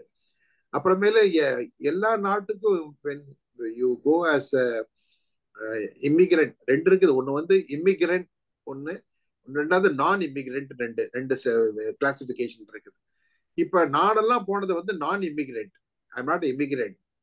நான் இமிகிரண்ட் என்ன அப்படின்னா, அங்க போறோம், வேலை பண்றோம், come back. We never have an idea of staying there permanently. Immigrant அப்படின்னோம்னா they want to go and then stay there. அவங்க வந்து இமிகிரண்ட் போயிட்டு ஸ்டே பண்ணிட்டு then they apply for visa எல்லாம் பண்ணி வருவாங்க. ஸோ இந்த ரெண்டு டைப் இருக்குன்னு வச்சுங்களேன். ஸோ அதைத்தான் அதை பத்தி சொல்லலாம்னு வச்சு வேற ஒன்றும் இல்லை. இப்ப வந்து இமிகிரேஷன் நான் இமிகிரண்டா போறப்ப normally they will give you documents. அந்த டாக்குமெண்ட்ஸ் வந்து எவ்ரி இயர் ரினியூ பண்ணிட்டே இருக்கும். சில கண்ட்ரீஸ்ல 1 இயர், சில கண்ட்ரீஸ்ல 2 இயர்ஸ். பட் மெனி கண்ட்ரீஸ்ல வந்து எவ்ரி 1 இயர் ரினியூ பண்ணிட்டே இருக்கணும். ஜஸ்ட் செக் அண்ட் பேலன்ஸ் பண்ணுவாங்க இன்டர்னல் அஃபேர்ஸ், அந்த நாட்டு இன்டர்னல் அஃபேர்ஸ், அது இமிகிரேஷன் செக் பண்ணுவாங்க. அது மாதிரி சில பேர் என்ன ஆகும் அப்படின்னோம்னா, இந்த மாதிரி லோக்கலா போனவங்க வந்து they forgot to renew their thing. அப்ப என்ன ஆகும் அப்படின்னா அவங்க ஏர்போர்ட்லயே பிடிச்சி வச்சிருவாங்க. அதான் problem. They cannot leave the country irrespective of any country you go there. ஏன்னா அவங்க ஸ்டாம்ப் பண்றப்ப they have to enter the அவங்களுடைய விசா ஸ்டேட்டஸ் என்டர் பண்ணணும். விசா நம்பர் போட்ட உடனே ஆட்டோமேட்டிக்கா எக்ஸ்பைரி டேட் வந்துடும். எக்ஸ்பைரி டேட் ஒருத்தர் முடிஞ்ச உள்ள தங்கியிருக்கான் அப்படின்னம்னா இஸ் இல்லீகல் இமிகிரண்ட்ன்றாங்க. உடனே உள்ள தூக்கி போட்டுருவாங்க அல்லது செட்டில் பண்ணும். அது பெரிய ப்ராசஸ் வச்சுங்களேன். ஸோ அதெல்லாம் தான் பார்த்துக்கணும் பேசிக்கல். Thank you. Thank you sir. Thank you very much. Mitha madam எதனா பேசுறீங்களா? அனைவருக்கும் வணக்கம். வணக்கம். நீங்க எல்லாம் பேசின மாதிரி நான் நாடு விட்டு நாடு போற கதையெல்லாம் எனக்கு தெரியல. அதனால நான் அதை பத்தி எல்லாம் ஒன்றும் சொல்றதுக்கு இல்ல. ஊரு விட்டு ஊர் போற கதை தான் நான் சொல்ல போறேன். அப்படின்னா எங்க ஊர்ல எல்லாம் எங்க ஊருக்கு பிழைப்பு தேடி வருவாங்க. விவசாயத்துக்காக வேலை செய்யறவங்க எல்லாம் வருவாங்க. அப்ப அவங்களுக்கெல்லாம் என்ன பேர் வைப்பாங்க அப்படின்னா எங்க பாட்டி சொல்லுவாங்க, இந்த மாயார்த்தா வீட்டுக்கு போய் இதுக்கு சொல்லிட்டு வாம்பாங்க. மாயவரத்தா, வெண்ணங்குடியா, கும்பகோணத்தா, அந்த கும்போணத்து ஐயரு, அப்படியெல்லாம் நிறைய பேர் எங்க ஊர்ல இருந்திருக்காங்க. எல்லாருக்கும் ஊர் பேர் சொல்லி தான் கூப்பிடுவாங்க. அந்த ஊர்க்காரவங்க அப்படின்னா அந்த ஊர்ல இருந்து இந்த ஊருக்கு பிழைப்பதற்காக வந்திருக்காங்க அப்படின்னு இப்ப எப்படி நார்த்ல இருந்து சவுத்துக்கு வராங்களோ அந்த மாதிரி வானம் பார்த்த பூமி, அங்க விளைச்சல்லாம் இருக்காது, வேலையெல்லாம் இருக்காது. அதுக்காக அவங்கெல்லாம் எங்க ஊர் பக்கத்துக்கு வருவாங்க. எங்க ஊர்ல பயிர் தொழில் விவசாயம்ங்கிறது ரொம்ப ரொம்ப முதன்மையான ஒன்றா இருந்ததுனால அந்த வேலைகள்லாம் அவங்களுக்கு நிறைய கிடைக்கும். அதனால அந்த மாதிரி வருவாங்க. அது ஒரு விதமான இடப்பெயர்வு. இன்னொரு விதமான இடப்பெயர்வு நம்ம காந்தியினுடைய காலத்துல இந்த உணவெல்லாம் தம்பி சொன்னாங்கல்ல, சாப்பிட முடியாம கஷ்டப்படுறது. அதே மாதிரி காந்தி அங்க போய் சைவ உணவுக்காக அவருடைய சுயசரிதையை படிக்கும்போது ரொம்ப பாவமா இருக்கும். அப்ப அவர்கிட்ட எல்லாரும் அவங்க நண்பர்கள்லாம் சொல்லுவாங்க, நீ உங்க அம்மா கிட்ட தானே சத்தியம் பண்ணி கொடுத்துட்டு வந்த சைவம் சாப்பிடுறேன்னு சொல்லிட்டு, இங்க அசைவம் சாப்பிட்டா தெரியவா போகுது, ஆனா நீ செய்யி அப்படின்னு அவரை சொல்லுவாங்க எல்லாருமே.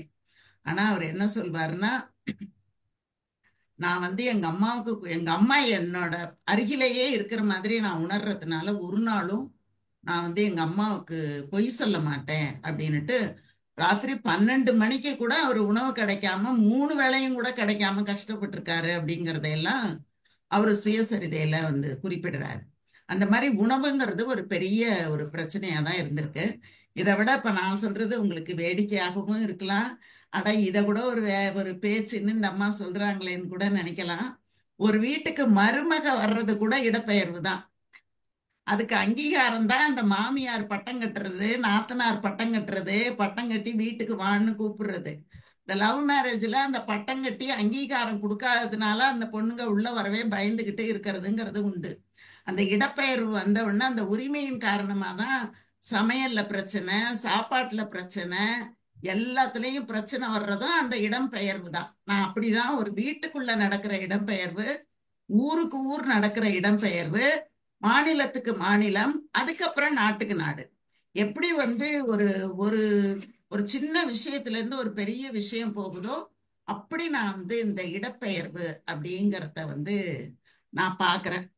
அந்த மாதிரி தான் அந்த இப்ப நீங்க சொன்னீங்க பாருங்க, சட்டத்துக்கு பொருந்தாத மாதிரி அந்த வீட்டுக்குள்ள போயிட்டா, அந்த நாட்டுக்குள்ள போயிட்டா எவ்வளவு பிரச்சனையோ அதே மாதிரிதான் லவ் மேரேஜ் பண்ணிட்டு வர்றவங்க ஒரே பிரச்சனைக்கு ஆளாகிறாங்க. சட்டப்படி போறவங்க அப்படிங்கிறவங்க வரும்போதுதான் அங்க போய் என்ன பண்றாங்க, தங்களை நிலைநிறுத்துறதுக்கு அவங்க பாக்குறாங்க. நான் சட்டத்தோட வந்திருக்கேன், அங்கீகாரத்தோட உள்ள வந்திருக்கேன், அதனால எனக்கு உரிய அங்கீகாரத்தை நீ கொடு அப்படின்னு போய் அவங்க கேக்குறாங்க. ஆனா இன்னைக்கும் புகுந்த வீட்டுல இருக்கிற சட்டம் ஒவ்வொரு நாட்டுக்கு நாடு இருக்கிற மாதிரி, புகுந்த வீட்டுல நீ இப்படிதான் சமைக்கணும், இததான் சமைக்கணும், இப்படிதான் இருக்கணும், இத்தனை மணிக்கு தான் நீ எழுந்திருக்கணும் அப்படின்னு வரும்போது அதை ஒத்துக்காதவங்க உடனே என்ன பண்றாங்க, ஒரு போராட்டம் தொடங்குது. இப்ப இந்த 21ஆம் நூற்றாண்டுல அந்த மாதிரி ஒரு போராட்டங்கள் இந்த இடப்பெயர்வின் காரணமா நடக்குது. இப்ப இந்த மாதிரி சின்ன போராட்டம் உலகளாவிய அளவுல நடக்கக்கூடிய ஒரு போராட்டமாக இருக்கிறது. அப்படிதான் நான் பாக்குறேன். இததான் நான் நீங்க சொன்ன உடனே நான் நினைச்சு பார்த்தேன், எனக்கு இப்படிதான் தோணுச்சு. அது சூப்பர் நன்றி மேடம். மேடம், நன்றி. நான் கடைசியா முடிக்கிறதுக்கு இதை நான் வச்சிருந்தேன், நீங்க முன்னாடியே எடுத்துட்டீங்க. நான் வேற ஏதாவது வச்சு சொல்லிக்கிறேன். நன்றி. சிவகுமார் சார் வாங்க. வணக்கம். சதீஷ் ரொம்ப சூப்பரா சொன்னீங்க. ரொம்ப 21 லெசன்ஸ் ஃபார் 21st செஞ்சுரியன் பீப்புள்னு ஆரம்பிச்சீங்க. நல்லா சொன்னீங்க. நிறைய யோசனை பண்ண வச்சீங்க. அந்த இமிகிரேஷன் ப்ராப்ளம் இவ்வளோ இருக்கு. ப்ரோ இமிகிரன்ஸ், ஆன்டி இமிகிரன்ஸ் பத்தி நிறைய சொன்னீங்க.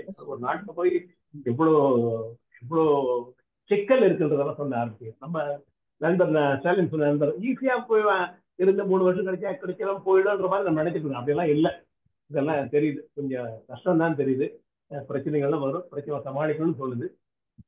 எப்படி ஒரு நாடு அண்ட்ரஸ்ட் ஆகும், எப்படி ஒரு நாடு அண்ட்ரஸ்ட் இல்லாம இருக்கும் அப்படின்னு இமிகிரேஷன் பிரச்சனால பரவாயில்ல. எப்படி ஒரு அமைதியா இருக்கும், அமைதி இல்லாம போயிடுறதுக்கெல்லாம் இப்போ இந்த வெஸ்ட் பெங்கால்ல இருந்து கொஞ்சம் இந்தியாவுக்குள்ள வந்தப்போ கொஞ்சம் அண்ட்ரஸ்ட் ஆயிடுச்சு. சில ஒரு குரூப் ஆஃப் பீப்புள் ரொம்ப அண்ட்ரஸ்டா இருக்காங்க. இதை போல நானும் யோசனை பண்றேன்.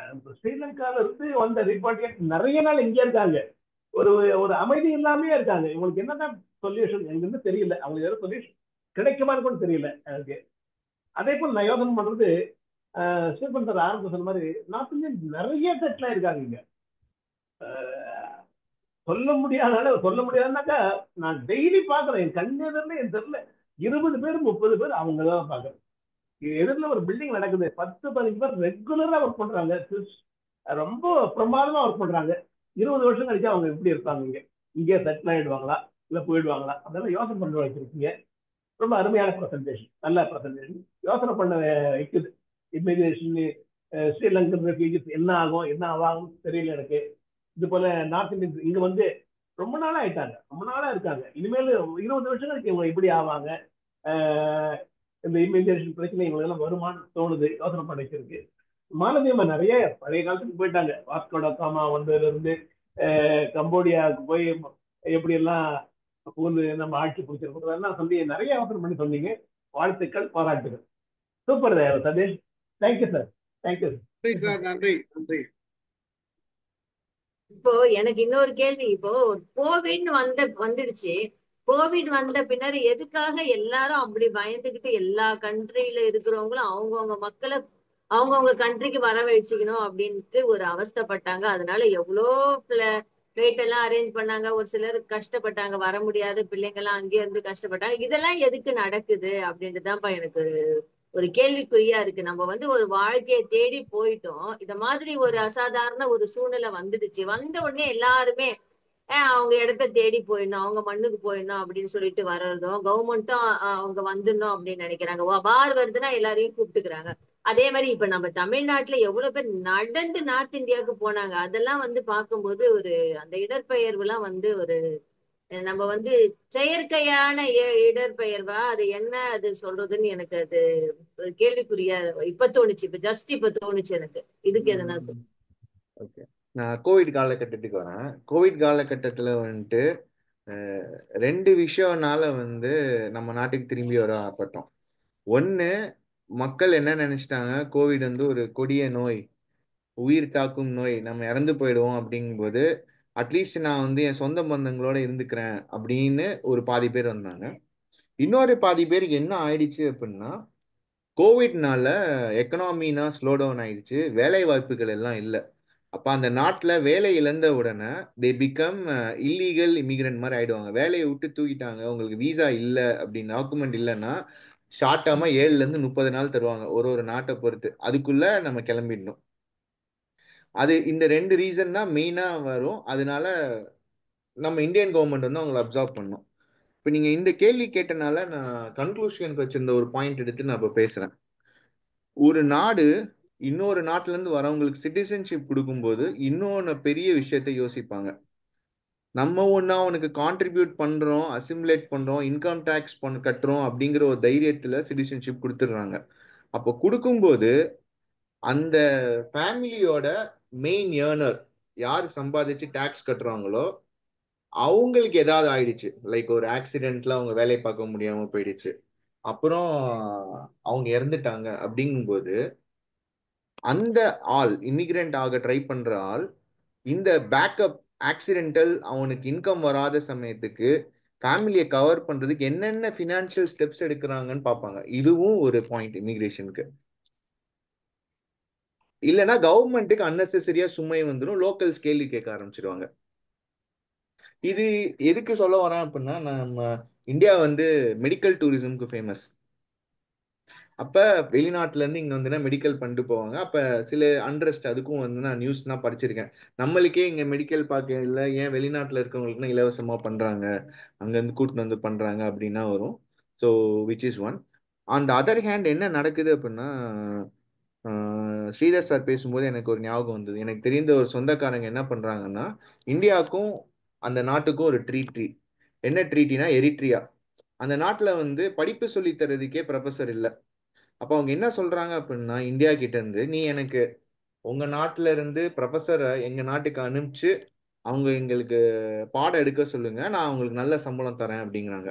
அப்ப இந்தியால அந்த ப்ரொஃபஸருக்கு 30,000 சம்பளம்னா 30,000 இருந்து 50,000 வருது அப்படின்னா, அவங்க இந்த ட்ரீட்டி மூலமா அந்த நாட்டுக்கு போய் வேலை பார்த்தாங்க அப்படின்னா they will earn in US dollar. So at least வந்து ஒரு 15 lakhs சம்பாதிப்பாங்க கொஞ்சம் பெட்டரா. அப்ப என்ன ஆகும், அந்த நாட்டுக்கு போறப்ப அந்த நாடு இலவசமா அகாமடேஷன் சாப்பாடு எல்லாமே தரும்போது அந்த செலவுனா இல்லை. ஸோ அந்த மாதிரி ட்ரீட்டி வழியாவும் பீப்புள் போவாங்க. அகைன் தே ஆர் நான் immigrants, not the real immigrants. அவங்க அந்த நாட்டுக்கு ஹெல்ப் பண்ண போவாங்க.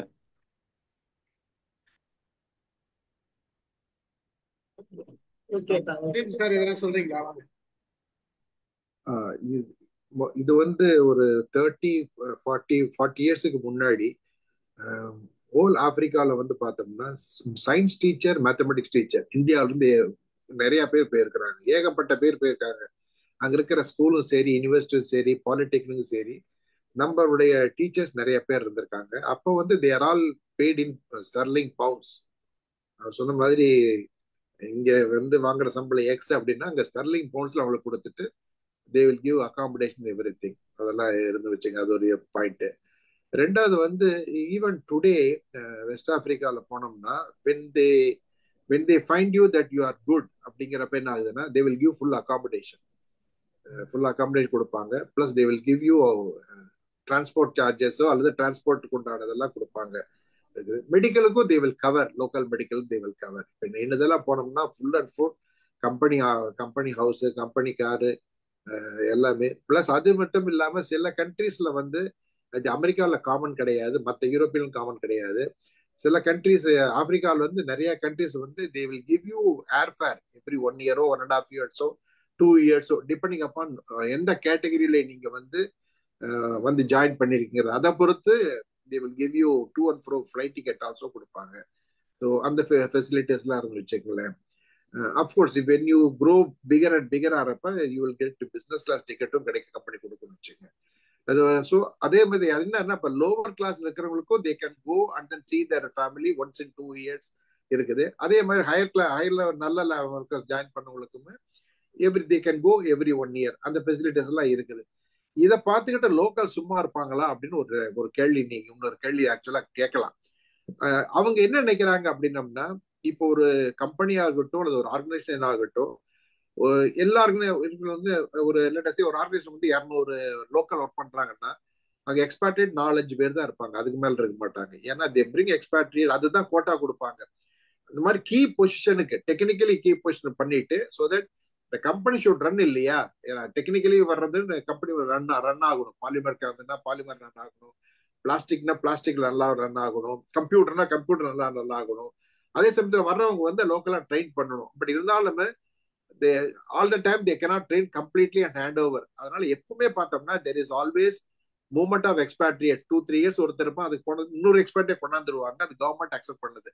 as long as அந்த கம்பெனி வந்து takes lot of locals, give them adequate salary, protect them everything, give them the what you are giving to expatriates also is being given to them அப்படிங்கிறப்ப என்ன ஆகுன்னா there is no local residence at all. இப்போ நான் இருந்த இடம்லாம் west ஆப்பிரிக்கால இருந்தது சரி, absolutely no resistance. In fact, they normally respect Indians. ஏன்னா அது அவங்களுக்கு தெரியும் இந்தியன்ஸ் வந்தாங்கன்னா 24 மணி நேரம் வேலை பண்ணிட்டு தான் இருப்பாங்க, வேற வேலையே லேட்டு எல்லாம் பார்த்துக்குவாங்க, கம்பெனி கொடுப்பாங்க. சேலரி எல்லாம் பார்த்தோம்னா 20th of every month. இப்போ நான் இருக்கிற கம்பெனில வந்து 18th சேலரி கொடுக்க ஆரம்பிச்சிடும். 20th வந்து எவ்ரி மந்த் வந்து salary goes to their employees account. அது மட்டும் இல்லாம இருந்தாலும் அவங்க நம்ம மாதிரி ஒரு 2 kids 1 kid கிடையாது. அவங்க ஆப்பிரிக்காலாம் they have 6-7 kids plus they all have a mixed family. அவங்க வீட்டுல அம்மா அப்பாவெல்லாம் இருப்பாங்க சார். அதனால 8-9 பீப்புள் இருப்பாங்க ஒவ்வொரு ஃபேமிலியிலுமே. அது மட்டும் இல்லாம சில பேர் வந்து சிங்கிள் ஒய்ஃப் கிடையாது, 2 ஒய்ஃப் 3 இருப்பாங்க. ஸோ அப்படி இருக்கிறப்ப என்ன ஆகுன்னா, என்னதான் சேலரி கொடுத்தாலும் ஸ்டில் தே ரிக்வயர் மணி. அப்ப என்ன ஆகுன்னா, ஒன்ஸ் இன் ஃபோர்ட்நைட் வந்து தே ஆஸ்க் ஃபார் அட்வான்ஸ். அந்த அட்வான்ஸும் கொடுத்துருவோம்.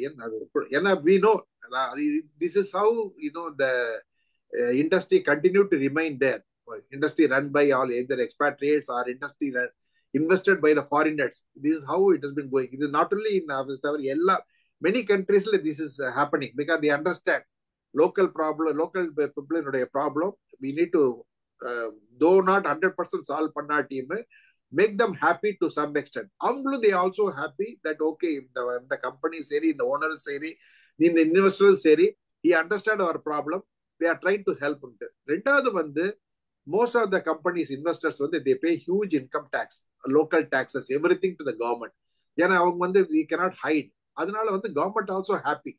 ஒரு கம்பெனி வருது, இன்வெஸ்ட் பண்ணுது, they have taken lot of local people for their employment, give them all the benefits. At the same time, they declare their revenue and also pay them huge income tax to the income tax and all associated goods and service tax மாதிரி VAT எல்லாம் they are all paying regularly. It's a huge collection for the government.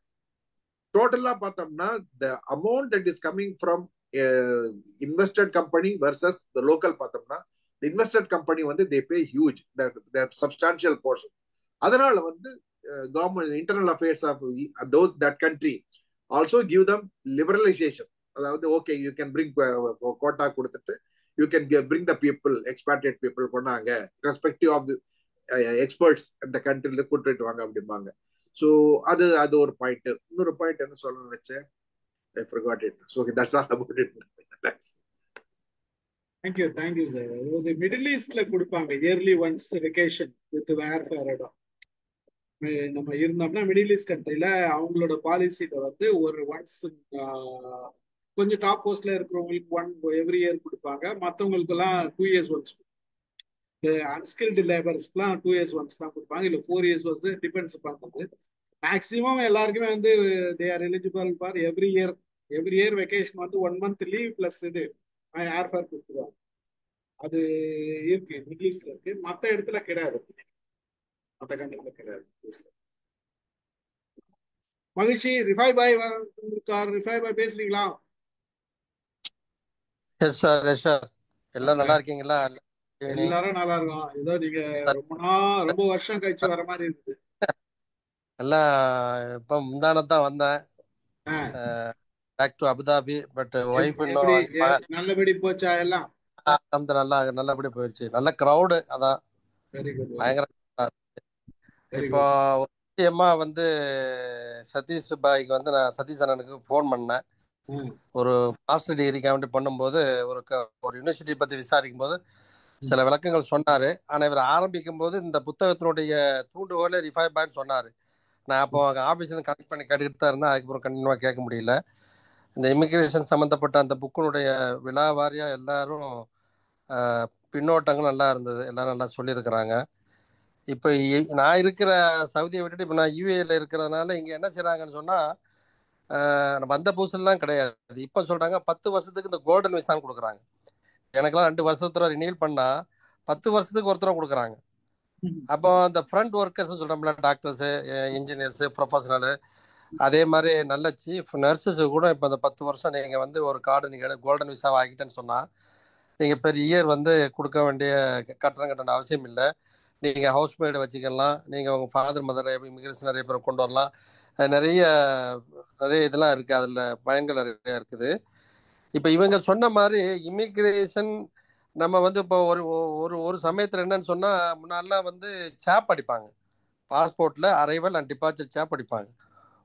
ஒரு தடவை நம்மளோட கலிக்கு வந்து சவுதியில் வரும்போது Saudi என்டரில் வந்து அவன் சேப் அடிச்சிருக்கான், பட் ஸ்டாம்பில் மையிலே என்னன்னு தெரியல அடிக்கலை. அவன் உள்ளே வந்துட்டான். உள்ளே வந்துட்டு 6 மாதத்துக்கு அப்புறம் வீட்டுக்கு போகும்போது நீ இந்தியாவிலேருந்து இன்னும் வரையிலே எப்படி இங்கே இருந்தா அப்படின்னு சொல்லி அவன் கொஸ்டின் பண்ணு. இப்போ இந்த சேப்லாம் இல்லை, இப்போ ஆட்டோமேட்டிக்காக நம்ம பாஸ்போர்ட் கொடுத்தாம நம்ம எங்கே இருக்கிறோம் எப்போ போகிறோம். அதே மாதிரி சில நாடுகளில் ஸ்டிக்கர் ஒட்டிடுவாங்க, அந்தந்த கண்ட்ரினுடைய விசா ஸ்டிக்கர். இப்போ இங்கெல்லாம் அந்த ஸ்டிக்கரே கிடையாது. எமிரேட்ஸ் ஐடின்னு ஒன்று தந்துடுறான், சின்ன அது என்னது ஸ்மார்ட் கார்டு மாதிரி இருக்குது, அதை வச்சு தான் எல்லாமே ட்ராவல் பண்ணுறாங்க. இப்போ நம்ம அமெரிக்கா பத்தி பேசும்போது நிறைய புது புது செய்திகள்லாம் வந்திருக்கு. நேத்து அதாவது அகதியா இருந்தாலும் கூட நீ இத்தனை மில்லியன் கட்டு, இத்தனை பணம் கட்டு, நான் உன்னை வச்சுக்கிறேன் அப்படின்னு சொல்ற அளவுக்கு அமெரிக்காவை இதை பெருமையா சொல்றதா தரம் தாழ்ந்து போயிட்டதான்னு தெரியல. இன்னும் எவ்வளவு தூரத்துக்கு கொண்டு போகணும்னு தெரியல இந்த விஷயங்களை. இன்னும் நிறைய விஷயங்களை நான் வந்து எனக்கு கேட்டுட்டு நான் வந்து கொஞ்சம் விளக்கம் சொல்றேன். ரொம்ப நன்றி சதீஷ் பாய், நீ கொண்டு வந்ததுக்கு, இந்த புக்கை கொண்டு வந்ததுக்கு, என் பேரை பயன்படுத்தினதுக்கு ரொம்ப நன்றி. Thank you so much for all. மகிழ்ச்சி மகிழ்ச்சி மகிழ்ச்சி, நீங்க இணைந்ததுக்கு மகிழ்ச்சி. எல்லாரும் பேசிட்டாங்கன்னு நினைக்கிறேன். வேற யாரும் பேசணுமா? பூபதி சார். பூபதி வாங்க. முக்கியமான ஆளை விட்டுமே.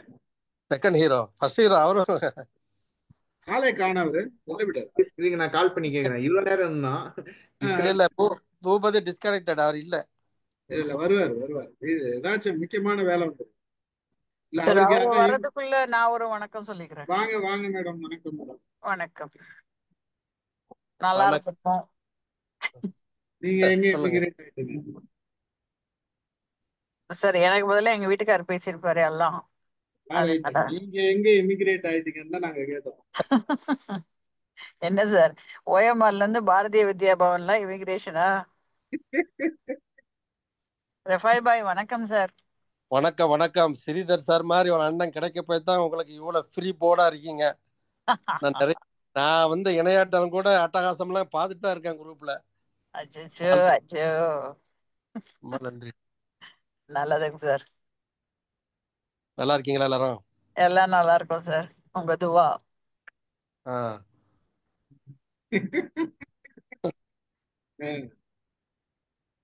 மாலதி பேசிட்டாங்களா சார்? மாலதி பேசியாச்சே. ஓகேங்க சார். அமுதமா பேசிட்டாங்களா? மேடம் தான் நிறைய கேட்டாங்க. மினி ஸ்பீச் போய் கொடுத்துக்கிறேன்.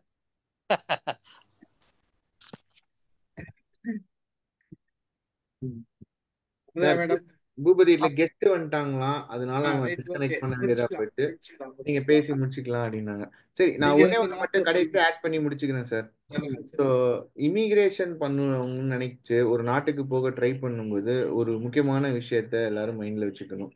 அதனால அதை கடைசியா சொல்லலாம்னு வச்சிருந்தேன். என்ன அப்படின்னா, அங்க போயிட்டீங்க, நீங்க ஃபர்ஸ்ட் ஜெனரேஷன் அங்க போயிட்டீங்க.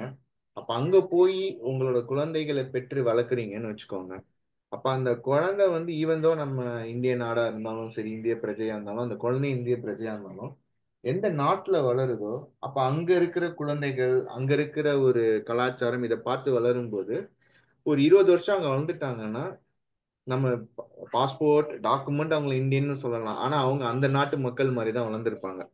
ஸோ இப்ப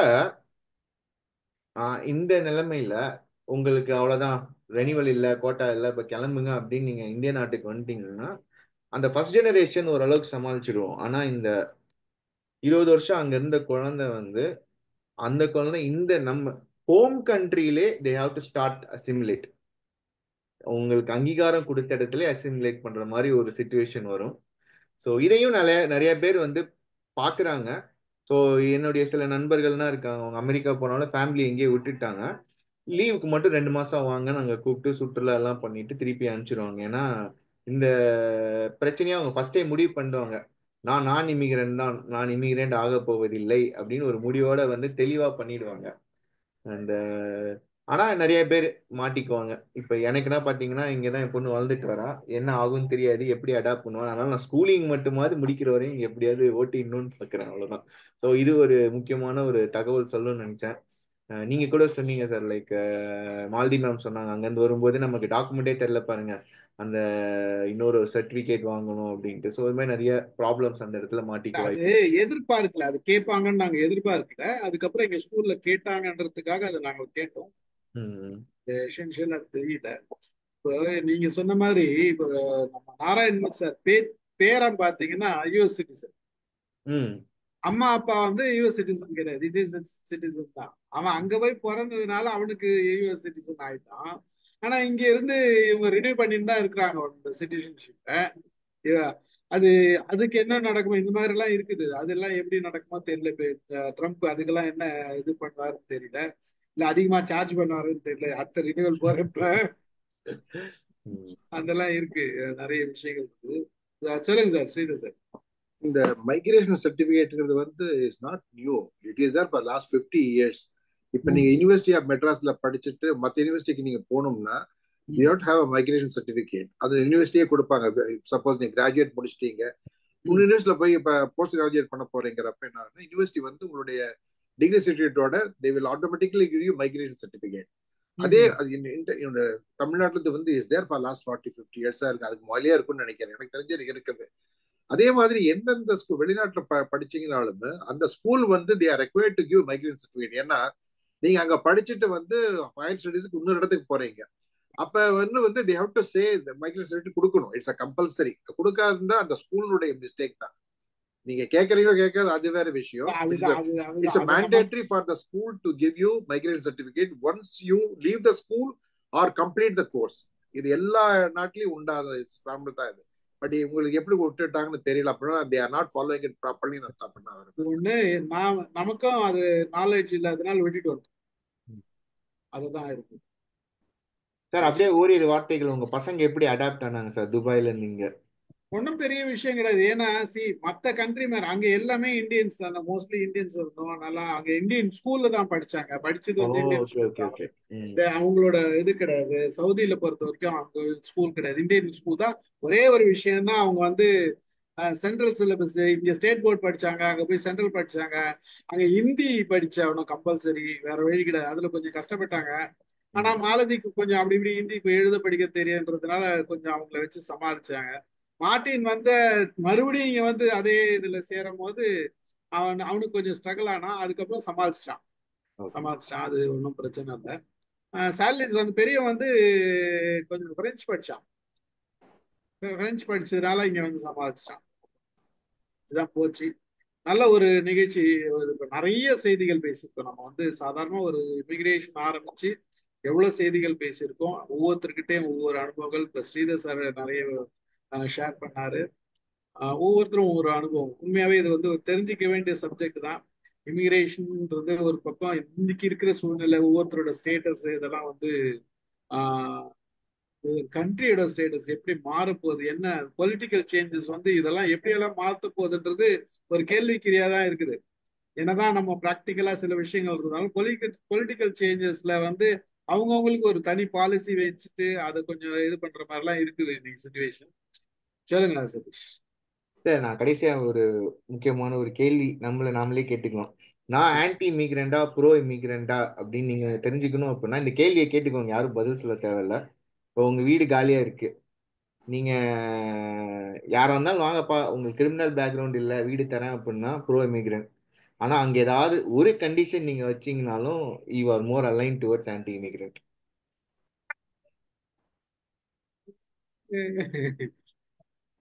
ரைட். ஓகே. இப்ப சில கண்ட்ரிலாம் வந்து வாலண்டரி இன்வால்வ் பண்றாங்க, எல்லாரையும் இன்வைட் பண்றாங்க. நம்ம கனடால கூட வந்து அவரு வந்து மக்கள் யார் வேணா வரலாம் அப்படின்ற மாதிரி தான் பர்மிஷன் கொடுத்தாருன்னு நினைக்கிறேன். ஆமா, கரெக்ட் சார் ஸ்ரீதர் சார்? நான் அங்க நைஜீரியால இருக்கிறப்ப வந்து ஒருத்தர் வந்து கனடா போனாரு, மைக்ரண்டா போனாரு. சரின்ட்டு அவர் சொன்னார், நீ இவ்வளவு படிச்சிருக்கல, நீயும் போடிங்க இருக்கிறேன்னாரு. போட்ட உடனே என்ன ஆகுதுன்னா, போட்ட 10 daysலயே வந்து ரிப்ளை வந்துருச்சு, நம்ம பிஹெச்டி இருக்கிறதுனால குவாலிஃபைடு, நீங்க வரலான்ட்டு. அப்புறமேல் தான் சரி கனடாவில் யார் இருக்காருன்னு பாக்குறப்ப தான் என்னுடைய professor, Vivekananda college professor doctors எல்லாம் கனடால இருந்தாங்க. ஒருத்தர் கனடா, ஒருத்தர் அமெரிக்கா. அங்க போய் கேட்கறப்ப தி எக்ஸ்பிளைன் மெனி திங்ஸ். என்ன இங்க வந்து நீங்க அங்க இருக்கிறதுக்கும் நைஜீரியா இருக்கிறதுக்கும் இங்க வந்தா என்னென்ன, ஃபர்ஸ்ட் சேலரி டிஃபரன்ஸ், ரெண்டாவது வந்து ஒர்க் டிஃபரன்ஸ், மூணாவது ரெகக்னேஷன், இதெல்லாம் சொன்னாங்க. அப்புறமேல் தான் சரி அங்கெல்லாம் நான் வேண்டாம், நம்ம நைஜீரியா. ஏன்னா இப்ப எக்ஸ்பேட்ரியேட்டா இருக்கிறப்ப இந்த கம்பெனி இருந்தாலுமே டேலண்ட் கவுண்ட்ஸ் நம்பர் 1. நம்பர் 2 வந்து நம்ம இந்தியாவில் ஒர்க் பண்ணோம்னா இப்ப கெமிஸ்டாவே ஒர்க் பண்ணிட்டு இருப்பீங்க. அங்க வந்து நல்ல டேலண்ட் இருந்ததுன்னா they will give you lot of assignments, various field இல்ல. அது நல்லா grow பண்ண உங்களுக்கு நல்லதான். you can learn lot, you can contribute, you can also grow. so அதனால வந்து நான் வந்து இல்ல இது இந்த நாடே பரவாயில்ல நான் நினைக்கிறேன். தோ security Canada is better, whereas other place is not better, but இருந்தாலும் it's okay, அப்போ நோ ப்ராப்ளம், மேனேஜ் ஆடிட்டா. ரெண்டாவது வந்து இப்ப ஆப்பிரிக்கா நிறைய நாட்டுல வந்து இந்தியன் ஸ்கூல் வந்துருச்சு. இது வந்து 30-40 ஆமா முன்னாடியே ஆமா வந்துருச்சு. ஆமா நிறைய நாட்டுல நீங்க சொன்ன மாதிரி மிடில் ஈஸ்ட்ல இருக்குது, ஆப்பிரிக்கா நிறைய நாட்டுல வந்து Indian high commission is running Indian school. சில இடத்துல வந்து 6th ஸ்டாண்டர்ட் வரைக்கும், சில இதுல வந்து கிரேட் 10, சில வந்து 10+2 எல்லாம் வந்துருச்சு. They take only Indian students of any எடுத்துக்குவாங்க. Indian teachers are there. ஏன்னா இந்தியன் டீச்சர்ஸ் மோஸ்ட்லி யார் அப்படின்னம்னா ஹவுஸ் ஒய்ஃப் வந்து ஆமா if they are qualified in MSc கெமிஸ்ட்ரினா ஆமா கெமிஸ்ட்ரி ஆமா டீச்சர், மேக்ஸ்னா மேக்ஸ், இங்கிலீஷ் அது பண்ணி தே ஆர் ஜஸ்ட் ரன்னிங். அதனால என்ன ஆகுது அப்படின்னா ஹஸ்பண்ட் ஒர்க்கிங் பீப்புளுக்கு வந்து at least they are less bothered. At least குழந்தை ஏதோ ஸ்கூலுக்கு போறாங்க, 1ஆம் கிளாஸ் போறாங்களோ அல்லது 5th கிரேடோ அல்லது 10th போயிட்டு இருக்காங்க. அதுக்கு மேல then they will 10th 12th முடிச்சுன்னு they go to either India or other countries correct for correct. Higher education. Thanks. Thank you Boopathi thank you தான் sir, sir. Thank you sir. Kalyani madam எதுவும் சொல்றாங்க? ஆமா, கல்யாணி மேம் ரைஸ் பண்ணாங்க, பூபதியும் ஜாயின் பண்ணிட்டான். கல்யாணி மேடம், சார் பூபதி பேசுறோம் sir. Boopathi வாங்க.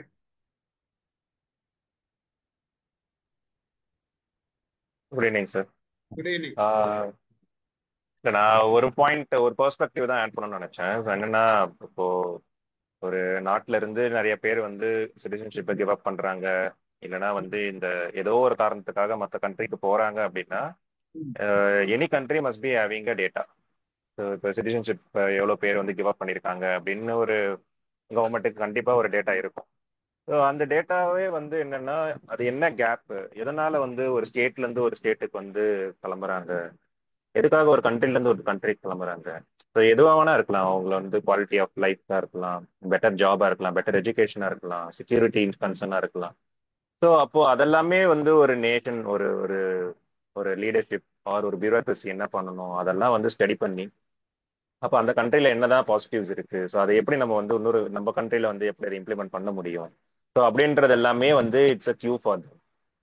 So நம்ம வந்து என்ன பண்ணுவோம்னா, ரீசெண்ட் டேஸ்ல வந்து மார்க் தட்டிக்கிறோம். நம்ம இந்தியன்ஸ் தான் எல்லா இடத்துலயும் சிஓஸா இருக்காங்க. பேசிக்கலி யூஎஸ்ஏல எந்த ஒரு பெரிய ஒரு கார்பரேட்டா எடுத்தாலுமே அங்க இருக்கிற சிஇஓ சிஎஃப்ஓஸ் எல்லாமே வந்து இந்தியன். சுனிதா வில்லியம் வந்து ஒரு இந்தியன். ஸோ எப்படின்ற மாதிரி தான் வந்து நம்ம மார்க் தட்டிக்கிறோமே தவிர்த்து, ஏன் வந்து இங்க படிச்சுட்டு அவன் அங்க போயிட்டு கடைய போட்டான், ஏன் வந்து அங்க ஒரு பெரிய ஒரு லீடர் பொசிஷன்ல இருக்கான், அவன் ஏன் இங்க வரவே மாட்டான். ஸோ இந்த மாதிரி இப்போ கூட பார்த்தேன், கமலஹாசன் போயிட்டு பெர்ப்ளெக்சிட்டியோட ஃபவுண்டர் கிட்ட போயிட்டு உட்காந்துட்டு அவர் வந்து பேசியிருக்காரு. So that is the start. So இந்த மாதிரி ஒரு விஷன் இருக்கிறவங்க, ஸோ அப்போ அவங்க எப்படி இங்க இங்க கொண்டு வர முடியும். ஸோ அவன் என்ன கேட்பான். ஸோ அவ்வளோ பெரிய பிரைட் மைண்ட் வந்து இங்க வந்து உட்காரணும் அப்படின்னா வாட் சார்ட் ஆஃப் ஒரு ஒரு ஒரு என்ன மாதிரி ஒரு டிஸ்கவுண்ட் வந்து நம்மளால கொடுக்க முடியும். ஸோ அப்படின்றது எல்லாமே வந்து ஒரு லீடர்ஷிப் தான் வந்து உட்காந்து பார்க்கணும். ஸோ அந்த மாதிரி ஒரு லீடர்ஸை தான் நம்ம வந்து ஓட் பண்ணணுமே தவிர்த்து, இந்தியன் வந்துட்டான் அப்படின்னு நம்ம வந்து அதுல ஒரு பெருமிதம் அடையுதுன்றது வந்து எனக்கு தெரிஞ்ச ஒரு வேஸ்ட். ஸோ அப்போ இந்த மாதிரி ஒரு விஷயம் நம்ம வந்து இந்த ஒரு பெர்ஸ்பெக்டிவ்லயுமே நம்ம வந்து பார்க்கணும். அந்த மாதிரியுமே வந்து நம்ம ஒரு அட்லீஸ்ட் ஒரு ஒரு டிஸ்கஷன் ஸ்டார்ட் ஆச்சுன்னா மட்டும்தான் பீப்புள் வில் அண்டர்ஸ்டாண்ட். ஸோ எதுக்காகலாம் வந்து ஒரு ஒரு போர்ட்ஃபோலியோ ஒரு மேனிஃபெஸ்டோ பண்றாங்க அப்படின்னா, so they should have that manifesto. So நேற்று நான் டிசிஎஸோட லைவ், அவங்களோட Q4 ரிசல்ட்ஸோட லைவ் கேட்டுட்டு இருக்கும்போது every one R asking about the AI வந்து ஸ்டாண்ட் பண்ண ஒர்க் ஃபோர்ஸ் கம்மியாகுமா, அதுவாமா இதுவாமான்னு சொல்லும் போது அவர் வந்து சொல்றாரு, கீர்த்திவாசன் அழகா சொல்றாரு, இந்த மாதிரி வந்து ஏஐ வந்து நான் சொல்யூஷன் தரணும் அப்படின்னா we should have a bright mind. உடனே எல்லாம் வந்து நம்மளால லோக்கல் பீப்புள் எடுத்துட்டு ஹயர் பண்ணி அவங்களால வந்து சொல்யூஷன் கொடுக்க முடியாது. So we need to hire from the outside. So அப்படின்னு சொல்லும் போது this itself is a gap. ஏன்னா நம்ம ஆர்என்டி வந்து சுத்தமா ஜீரோ. நம்மளோட பட்ஜெட் எடுத்து ஆர்என்டிக்கு என்ன ஒதுக்கியிருக்காங்க. சைனா எப்போ எந்த ஒரு கண்ட்ரி நம்ம வந்து கம்பேர் பண்ணாலுமே வந்து இந்தியா வந்து நம்ம கம்பேர் பண்ணக்கூடாது, நம்ம பாப்புலேஷன் வேற, நம்மளோட கல்ச்சர் வேற அப்படின்னு தான் நம்ம வந்து இன்னுமே வந்து ஜஸ்டிஃபை பண்ணிட்டு இருக்கோம். So let's compare the China. So அவனோட பட்ஜெட்ல அலோகேஷன் டுவர்ட்ஸ் ஆர்என்டி என்ன, அலோகேஷன் டுவர்ட் தி எஜுகேஷன் என்ன, allocation towards the start up companies, அங்க பண்ற அவங்களோட ஆண்டர்பிரினர்ஷிப், அந்த ஒரு கல்ச்சரே வந்து டிஃப்ரெண்ட். ஸோ அவங்க ஆண்டர்பிரினர்ஷிப்பை எப்படி வந்து உருவாக்குறாங்க, அந்த மாதிரி வந்து எப்படி வந்து ஊக்குவிக்கிறாங்க. ஸோ இதெல்லாமே வந்து ஏன் வந்து சைனால வந்து ஒரு ஹோம் க்ரோன் பீப்புள் எல்லாமே அங்கேயே இருக்காங்க, இந்தியா மாதிரி ஏன் வந்து அப்படி வெளியில போய் ஃபிளரிஷ் ஆக மாட்டாங்க, அவங்க கண்ட்ரிக்குள்ளேயே ஃபிளரிஷ் ஆகிக்கிறாங்க. ஸோ இதெல்லாம் தான் வந்து நம்ம we need to study about this. நம்ம வந்து கிவ் அப் பண்றதுல வந்து ரொம்ப அதிகமா இருக்கும். டாக்ஸ் டெரரிசம் சொல்றாங்க இந்தியாவில். ஸோ இங்க இருந்து வெளியில போனா போச்சு அப்படின்ற மாதிரி தான் வந்து இங்க வேலை செய்யறவங்களோ இங்க வந்து ஸ்டார்ட் அப் பண்றவங்களோ எல்லாமே அதை அப்படிதான் பண்றோம். ஸோ இதை பேசினா கூட என்ன ஆயிடுதுன்னா உன் நாட்டை பத்தி நீயே வந்து இழிவா பேசுற அப்படின்ற இன்னும் இங்கேயுமே வந்து என்ன பண்ணிடுறாங்கன்னா இந்த கேப்பை பத்தி பேசாம இன்னும் அந்த ஒரு எமோஷனை கொண்டு வந்து இன்னும் நம்ம வந்து வளராம அந்த தப்பையே வந்து பேச வைக்காம ரீதிங்கிங் பண்ணாம இப்படிதான் நம்ம வந்து மாத்தி விடுறாங்களே தவிர்த்து this is also politics. So அது வந்து திருப்பி விடுறாங்க. So we need to see immigration in this perspective also for the productive direction அப்படின்றது I need to add I want to add. Okay good. Sridhar sir என்ன சொல்றாங்க? அவர் சொன்னதுல பாயிண்ட் இருக்குது. இது நம்ம நிறைய பிறப்பு இந்த ராமன் எஃபெக்ட் நோபல் ஆர்ட் பேசுறப்ப இந்த பாயிண்ட் நான் கொண்டாந்து நம்ம இந்தியாவில் வந்து இவ்வளவு எஜுகேஷன் இன்ஸ்டிடியூட் இருக்குது, இவ்வளவு பாப்புலேஷன் இருக்கு, இவ்வளவு சயின்டிஸ்ட் இருந்தாலுமே எவ்வளவு டிஸ்கவரி இன்வென்ஷன் நம்ம பண்றோம் அதை கம்பேர் பண்ணி பார்க்கணும். ஏன்னா மற்ற யூகேல பண்றாங்க, யூஎஸ்ஏல பண்றாங்க, ஜெர்மன்ல பண்றாங்க. நம்ம ஊருக்காரங்களே அங்க யூகே யூஎஸ்ஏல வந்துட்டு பண்ணி நோபல் பிரைஸ் வாங்குறாங்க. இங்கேயே வாங்க முடியல. அது வந்து $1 மில்லியன் கொஸ்டின். அது சால்வ் பண்ற வரைக்கும் இந்த பிரெயின் ட்ரைன் நிறைய இருக்கும். அதாவது இருக்கும். ரெண்டாவது வந்து ஏன் வந்து இந்த அளவுக்கு நம்ம பண்ண முடியல அப்படிங்கறது வந்து பார்த்தோம்னா because of lack of initiative from the institute itself, lack of support from the government policy, இதெல்லாம் இருக்குது. மூணாவது பாயிண்ட் வந்து டாக்ஸை பத்தி சொன்னாரு, which is 100% correct. If you are என்ஆர்ஐயா இருந்தீங்கன்னா no need to pay any tax here. You can pay only tax where you are residing in abroad. when you pay a tax residing in abroad, அந்த abroad நிறைய categories இருக்கு. Suppose USA the tax regime is something different. அந்த USA different ஸ்டேட்ல different start இது இருக்குது.